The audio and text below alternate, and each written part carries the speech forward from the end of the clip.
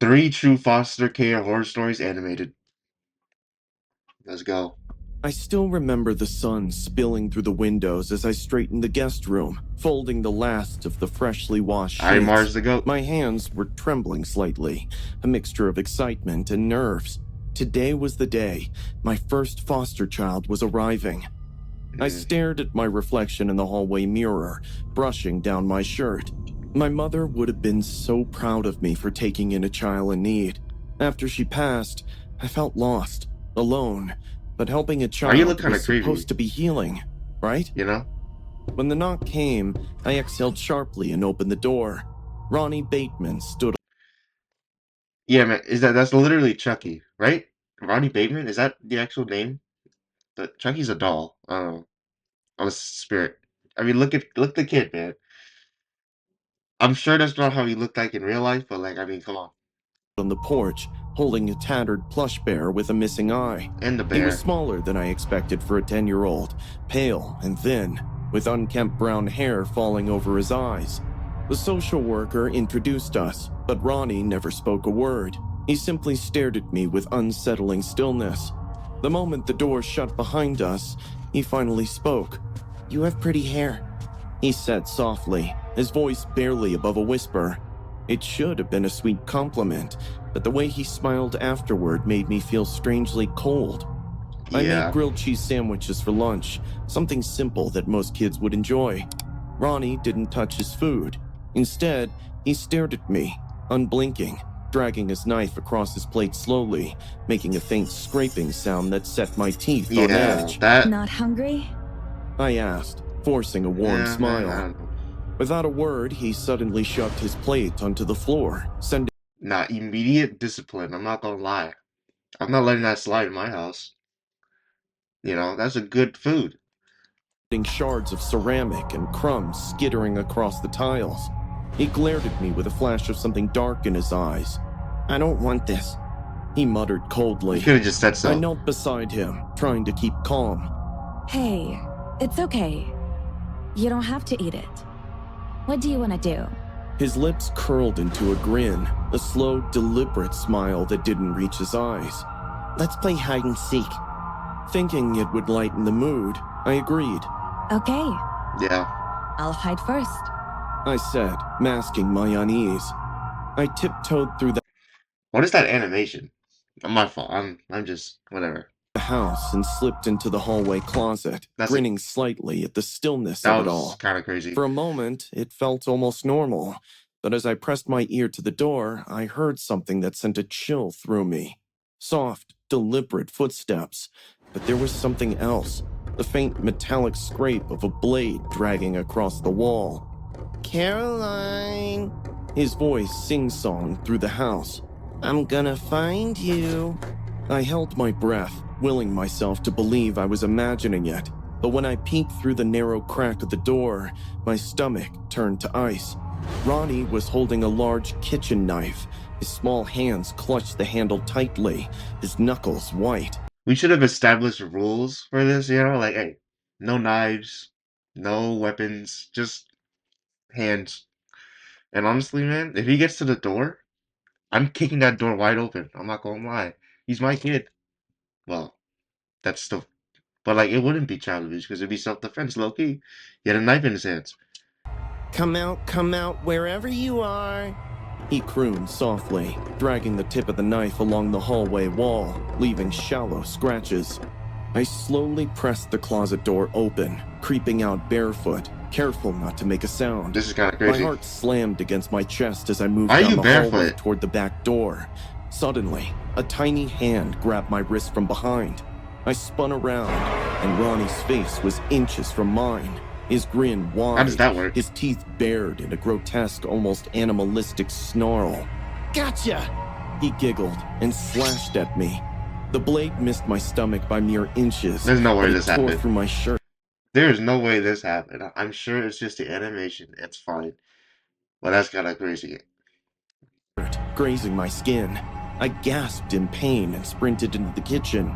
My bare feet skidded across the floor as I yanked open drawers, searching for something, anything I could use. But Ronnie was fast, too fast. He came barreling around the corner, slamming into me with surprising force, knocking me into the counter. The knife sliced into my shoulder, making me cry out. "You're not fast enough!"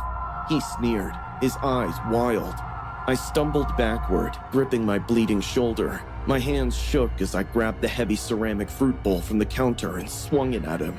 It smashed against his arm, making him drop the knife. But instead of crying out in pain, he laughed. "You're fun," Yeah. he whispered, blood trickling down his arm. Did you not do any background checks on him? Like, it seems like, because if he's like this now, there's no way he didn't do any of this at the foster home. You know what I mean? With the other kids. Like, how did you get approved for this? "Wanna play again?" I bolted for the front door, but he was right behind me, his small footsteps slamming against the hardwood floor. I yanked the door open, only for him to slam it shut with shocking strength, nearly crushing my hand. "No leaving!" he hissed, his face only inches from mine. Desperate, I shoved him back and sprinted toward the laundry room. I barely managed to slam the door shut and lock it. I panted against the wall, my heart threatening to explode out of my chest. Through the crack in the door, I could see his small, bloodied hand running over the handle. "You can't hide forever," he whispered. I frantically dialed 911 with my blood-slicked fingers, barely able to speak. Please, my foster son, he's trying to kill me. But before I could give them my full address, the door burst open. Ronnie stood there, his face blank, emotionless. He cocked his head slowly and strolled toward me. I scrambled backward, throwing whatever I could at him. A detergent bottle, towels, anything. He lunged on top of me, his small hands shockingly strong, pinning me to the floor. He raised the knife high above his head, his eyes alight with something vile. I screamed in desperation. You don't have to be like your father. But he simply smiled. "I'm not like my father," he whispered, his lips curling into a sinister grin. "He didn't kill anyone." I froze, my breath caught in my throat. How do you know that? "I did," he sneered. Every time he brought home a woman after Mom died, I didn't like them, so I played with them, with knives. He only confessed so they wouldn't take me away. His eyes glimmered with triumph, feeding on my horror. That's crazy. He swung the knife downward. I twisted my body just in time, the blade barely missing my... Are you seriously telling me you can't overpower this kid? Like, to even, like, kick him off? Hey. And another thing, he wasn't even home for 10 minutes yet. And he's already doing this. Like, bruh. My throat, instead slicing into the floorboards. I kicked him hard in the chest, There you go. sending him flying backward. His head slammed against the wall, but he scrambled back to his feet, giggling. "You're good at this," he taunted. Blood poured from my shoulder, and my limbs trembled from exhaustion. But I managed to grab a broken lamp base and swung it. It cracked against his skull, sending him crumpling to the floor. There you go. I stumbled to my feet, We like that. my vision swimming, and kicked the knife away from his hand. Why didn't you grab it? I sprinted to the front door just as the police arrived. The officers tackled Ronnie to the ground. He didn't struggle. He simply smirked at me from the back of the squad car, his eyes wide with glee. "See you soon, Caroline," he whispered, lips curling into a grin. "You're my favorite playmate till now." The paramedics wrapped my bleeding shoulder, but I barely noticed the pain. I stared into the distance, the weight of the horrifying truth sinking in. The wrong man was going to die for the murders, and somewhere deep down, I knew Ronnie would find another game to play. I mean, that's... Why didn't you just kill him, bro? Like, I'm not gonna... I know he's a kid, but he's a messed up kid. He has, like, what, 5 bodies or something? Like, and why did his dad just let it be? Maybe his dad was also kind of feeling it, but, like, did he help cover up the murders? And then, like, once he got caught, it was like, whatever, I'll take the blame. I mean, you had the knife right there. Honestly, man, just, you know, the cops won't know. It's self-defense. Lily and I have stayed at this foster care for only a week. Our parents, the old Martin, were leaving for dinner, leaving us home alone. When their tires rolled out, Lily jumped on the couch with a tub of popcorn to watch the TV. The house was quiet, except for the faint hum of the TV. Around 20 minutes later, Lily was half asleep on the couch. I was scrolling through my phone when the lights flickered off. Huh? I frowned. Oh, The man. TV screen was black, except that nothing was on. Total silence. That's Lily? what that I means. called as I stood up. She stirred. What the hell? She said groggily. Then I heard it. A faint click from down the hallway. The front door creaked open. I froze. My stomach twisted inside me. For a second, I wanted to believe the Martins had come back early. But then I heard the heavy footsteps. Not slow, heavy steps or familiar. No, heavy boots. Lily shot upright, her eyes wide open all of a sudden. I looked through the curtain. 2 men, masks, crowbars, duffel bags, all slipping inside. I saw one of them twist a screwdriver roughly in the lock until the doorframe cracked. Lily grabbed my arm, whispering. Max, we need to hide. We sprinted down the hallway. In here. Lily Honestly, hissed, yanking me into the coat closet. you need to plan something. If you know the layout of the house, you need to do something about it. You need to, well, okay. It might be a little too extreme, but I was thinking like you try to scare them or something, which is like, I don't know if that would work. But whatever. I could barely breathe. My heart was hammering in my chest so loudly, I was sure they'd hear it. We crouched low, huddled beneath a pile of jackets, trying to stay as still as possible. From outside, I could hear them moving through the house, shattering glass, tossing furniture. Grab the silverware, one of them muttered. Find the safe, the other growled. Lily's fingers dug into my arm, her knuckles white. And then my phone buzzed, a stupid spam notification. I fumbled to silence it, but it was too late. The footsteps stopped. You hear that? One of the men whispered. Bruh. Yeah, closet. I felt Lily's entire body Why is tense it against already mine. on silent? My Like, stomach turned cold. dumbass. The door creaked open slowly, and for a brief, horrifying moment, my eyes met one of the robber's eyes. He grinned. Gotcha! Before he could grab us, Lily yanked me out of the closet. We tore down the hallway. Yeah, Lily The got robber's it. heavy footsteps thudded behind us, closing in fast. Faster, Max. She got survival instincts. Lily screamed, pulling me toward the stairs. We scrambled to the second floor and slammed a bedroom door shut behind us. Lily shoved the dresser against the door, her hands trembling Lily's the older violently. one, I I think. remained there, Yeah, that's my gasping, fault. with my heart pounding in my ears. We need to get out. The window! I shouted, but before we could even move, the other guy kicked the door down. The dresser screeched as it moved across the floor, but it didn't stop him. Where do you think you're going? He laughed, eyes wide I'm with leaving. excitement. We ran for the attic, with Lily shoving me ahead of her. I grabbed the shaky ladder and climbed with my hands shaking, while my feet slipped off the wood. She pulled the ladder up behind us, leaving the robbers under us.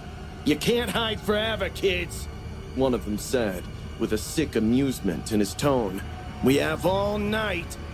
The attic itself was dark and so hot I was soaking wet Call with the police. sweat, my hands slippery with fear. Lily's breath was short again, and her skinny arms were trembling. What do we do? I Call the hissed in a police. whisper. The vent. She panted Vent? and motioned to the small, bent, rusty grate in the corner of the attic. She pulled open the grate with only her hands and bled a little from the jagged edges. Go, Max. She urged, shoving me inside. I crawled into the metal shaft, my knees scraping against the rusty surface. My chest felt tight. Imagine it breaks. It was too narrow, claustrophobic, but I kept moving. Lily squeezed in behind me, her breath hot against my back. From below, I heard them discuss. We need to find another way up. The vent led us to the garage crawl space. We dropped down with a thud, hitting the cold concrete floor. My knees burned from the fall. That would be loud. Lily grabbed my hand, trying to pull me toward the side door. But suddenly, one robber was there, waiting. "Smart kids," he sneered, his eyes glinting cruelly. He lunged at Lily, grabbing her wrist. Without thinking, I snatched a rusty screwdriver from the workbench and plunged it into his thigh. Nice. He screamed in pain, stumbling backward. Run! Lily shouted. We bolted for the garage door, but his partner appeared, blocking the Literally exit. how? He had a crowbar in his hand, swinging it slowly back and forth. "Going somewhere?" You couldn't. Okay, so there's two of them.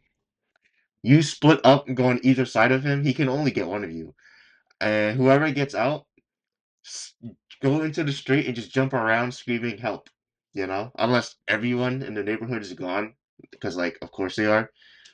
But like Hissed. Desperate, Lily grabbed a bottle of turpentine from the shelf and hurled it at his face. You It do that. splattered across his eyes, making him howl in agony, Run. clawing at his face. Just when we thought we were free, he tackled Lily, slamming her against the concrete Why didn't floor. she run? She screamed as he held her down, his hand resting on her mouth. I saw the wounded guy limping toward me in rage. Run. There was a heavy garage door handle, and I smashed it down on his arm as he tried to grab me. He screamed, and his bones cracked under the weight of the door. I turned just in time to see Lily, her face and chest covered in blood, sink her teeth into her attacker's hand. He roared in pain and loosened his grip just enough for her to shove him backward. The sound of sirens broke the night. It was sound of cop cars. We run out screaming for help. The neighbors heard screams from our house, Exactly. so called the cops. The cops tackled the robber down onto the ground. Lily and I settled into the back of an ambulance, trembling under silver-thin blankets. My hands won't stop shaking. You saved me, Max. She whispered. I shook my head, still gasping for breath. No, you saved me. Smart kids, definitely. I squatted on the carpet, its fibers worn and frayed between my fingers, picked at the edges. A faint scent of pine-scented cleaner and old wood permeated the air, a huge change from the thick dampness that greeted me at the group home just a week ago. I'd only been with Roy, a middle-aged foster father with soft eyes and a friendly smile, for 5 days. At first, I felt thankful. He brought me some new clothes, allowed me to choose my own meals, and even said that I didn't have to have a fixed bedtime. Everything felt safe. Still, Until I've one been in night. foster care long enough to tell when things didn't feel quite right. It started with the rules. You want to keep the basement door locked all the time. It's just storage. Nothing there you want, he said. You Okay. can't use the landline, it's not working. So if you need to call someone, just let me know. The landline thing was odd, but I didn't ask any questions. Until tonight.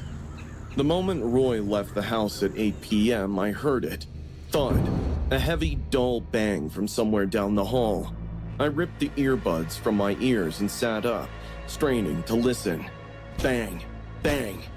It was coming from the locked hallway closet, the one Roy was always locking. I hesitantly approached the door, my palms sweaty. I pressed my ear to the door and listened closely. Soft, uneven breaths, shallow, desperate. My heart skipped a beat. I tried the handle. It was locked, of course. But I wasn't a rookie at this. I had run away from enough foster homes to know a thing or two. I pulled out a bobby pin from my That's pocket. crazy. My That's hands cool. were shaking, but I jigged it into the lock. Honestly, I would love to know how to lockpick, not to do crime or break into stuff, just to know it, because you know what I mean? Like, I'm not trying to be a criminal. It'd be nice to know how to lockpick something, you know? My hands were sweaty, making it difficult to keep a steady hand. A couple of shaky attempts later, I felt the lock click. Slowly, I pulled the door open, super slowly, until my stomach dropped. Huddled in the corner was a young girl, no older than 10, with matted brown hair and filthy pajamas. Her wrists were raw from the shackles clamped around them. Her wide, terrified eyes locked onto mine. Please, Yeah, help me. get her out of there. She whispered, her voice hoarse and cracked. For half a second, I just stood there, my brain frozen. What? What the hell? I choked out. I knelt down, fumbling with the shackles. Her small arms were trembling, sticky with blood and grime. She clung to me with what little strength she had left. But before I could even breathe, I heard it, the click of the front door unlocking. How is that even possible? Didn't he just leave?